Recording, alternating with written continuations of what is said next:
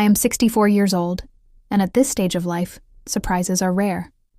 Days usually follow a quiet rhythm: morning aches, afternoon tea, and evenings filled with memories that return uninvited. My name is Margaret Wilson, though most people simply call me Aunt Margaret. I live alone in a small suburban house in England, the same house where I raised my daughter, Emily Saul. Mother's Day had never been anything extraordinary for us. When Emily was young, she brought home handmade cards with uneven hearts and misspelled words. As she grew older, those cards turned into quick phone calls, sometimes flowers ordered online. I never complained. I told myself that love didn't need reminders.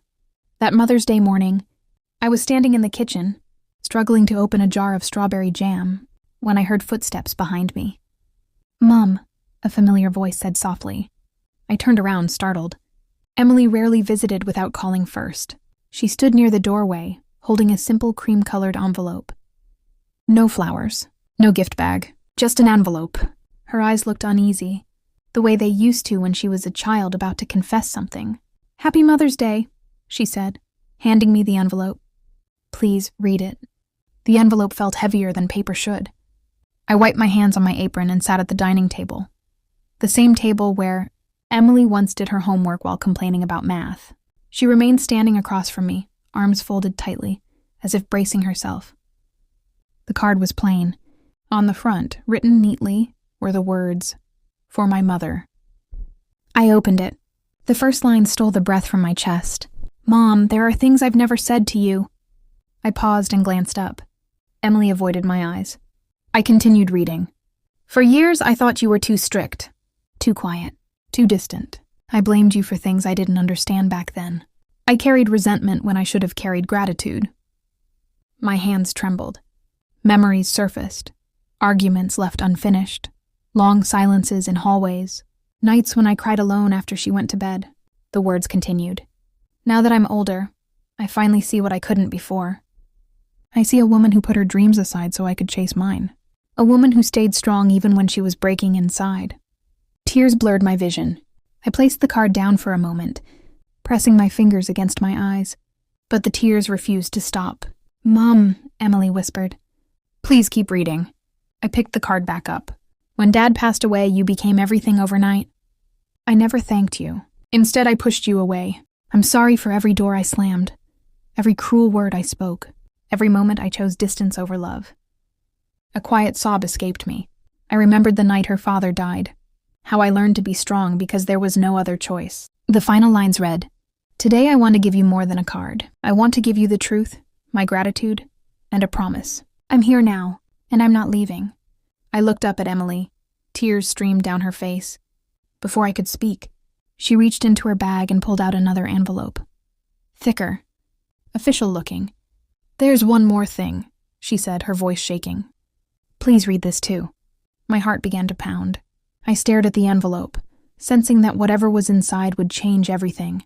With unsteady hands, I opened it. The envelope lay in my hands like a ticking clock. Its paper was thicker, formal, and cold against my skin. Unlike the card, which carried warmth and memories, this one carried weight, responsibility, fear, and something unnamed. At 64, I had learned to recognize that feeling. It was the feeling that came before life quietly shifted its direction. "Emily," I said slowly, my voice barely above a whisper. "What is this?" She didn't answer.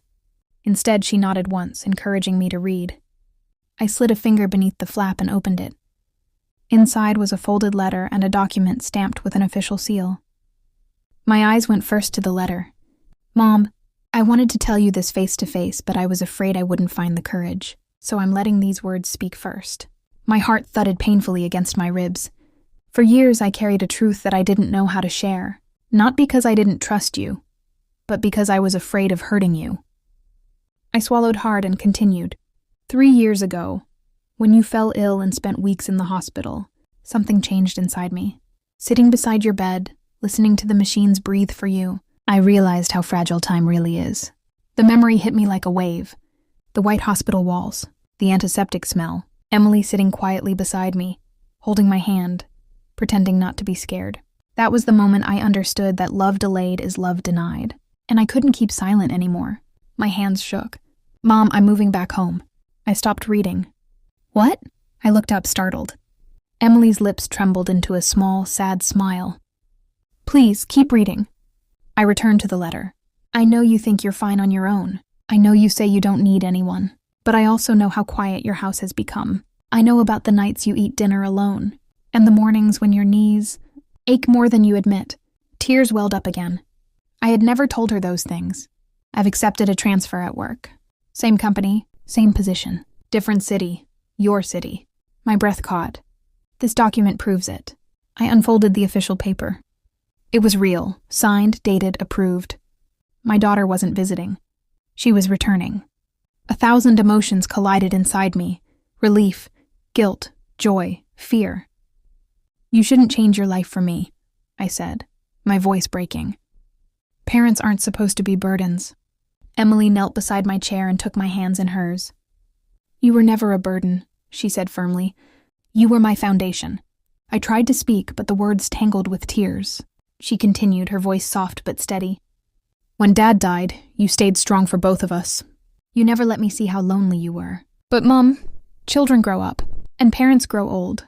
That doesn't mean they should grow alone. Her words opened doors I had kept locked for decades. I remembered nights after my husband's death, sitting in silence because crying felt like weakness. I remembered birthdays celebrated quietly, holidays passed without complaint. I thought I was protecting my daughter by never asking for more. But maybe I was wrong. Emily stood and walked toward the window. There's something else, she said quietly. Something I never told you. I felt my chest tighten again. When I left home years ago, she said, staring outside, I wasn't just chasing independence. I was running from guilt. I knew you were alone, and instead of facing it, I chose distance. She turned to face me, tears streaming freely now. I thought if I stayed away, it wouldn't hurt so much. I stood up slowly and wrapped my arms around her. She collapsed against me like she had when she was a child, crying into my shoulder. We both did our best, I whispered. Sometimes that has to be enough. We stood there for a long time, holding each other, letting years of silence finally speak. After a while, Emily pulled back and wiped her face. Mum, she said softly, there's one last thing. This isn't just about me moving back. My heart skipped. There's someone else whose life will change too. I looked at her, confused. Who? She took a deep breath. You. Before I could ask what she meant, she added, I've already spoken to your doctor. There's a support group nearby, travel plans, classes, things you always said you were too old to try. I laughed through tears. I am too old. She shook her head. You're alive. That's enough. For the first time in years, the future didn't look empty. It looked unfamiliar and full. But deep inside, another question surfaced, one I hadn't yet asked. If my daughter was rebuilding her life around mine, what was life asking me to rebuild in return? The answer I sensed would come soon. The house felt different that night. It was still the same modest suburban home, same faded sofa, same photographs lining the walls, same clock ticking faithfully in the corner, but something had shifted deep within its walls. For the first time in years, the silence did not feel lonely. It felt like a pause before something new. Emily stayed for dinner. We cooked together, awkward at first, bumping into each other in the small kitchen like strangers relearning familiar steps. She chopped vegetables clumsily, just as she had when she was 16, and I corrected her out of habit. She laughed, and the sound filled a space that had long been empty. After dinner, we sat on the sofa with mugs of tea resting untouched in our hands. Outside, the sky darkened slowly, streetlights flickering on one by one. Mum, Emily said softly, breaking the quiet, do you remember what you wanted to be before you married Dad? The question caught me off guard. I stared ahead, searching through decades of buried thoughts. I wanted to teach, I said finally. Literature. I loved stories, books. She smiled gently. I know. I found your old notebooks. My heart skipped. You read them? Only a little, she said quickly. But Mom, you were good. You still are. I shook my head. That was another lifetime. Emily leaned closer. What if this lifetime is finally yours? Her words stayed with me long after she went to bed that night. Later, alone in my room, I opened a drawer I hadn't touched in years. Inside lay an old notebook, its pages yellowed, its spine worn. I sat on the edge of the bed and opened it. My younger handwriting stared back at me. Hopeful, confident, alive. Tears rolled down my face, not from sadness but from recognition. Somewhere along the way, I had mistaken sacrifice for disappearance. That night, I made a promise to myself. Weeks passed. Emily moved back home permanently. The spare room filled with her clothes, her books, her presents. Mornings grew louder. The house breathed again. True to her word, Emily enrolled me in a local writing class at the community center. On the first day, I stood outside the building for nearly 10 minutes, my hand hovering over the door handle. "You're too old," a voice whispered inside me. Then another voice answered quietly, "You're still alive." I walked in. The room was filled with people of all ages. No one stared. No one questioned why I was there. When it was my turn to read my writing aloud, my hands trembled, just like they had when I first held Emily's card. I read anyway. When I finished, the room fell silent for a moment. Then someone clapped. Then another. I smiled through tears. Months later, I was invited to speak at the same community center. Standing behind the podium, my knees shook, but my voice held steady. "I used to believe life ends quietly after a certain age," I said. "That once you give everything to others, there's nothing left for you." I was wrong. I spoke about loss, about silence, about a Mother's Day card that reminded me I still mattered. Afterward, a woman my age squeezed my hand. "Thank you," she whispered. "I thought I was invisible."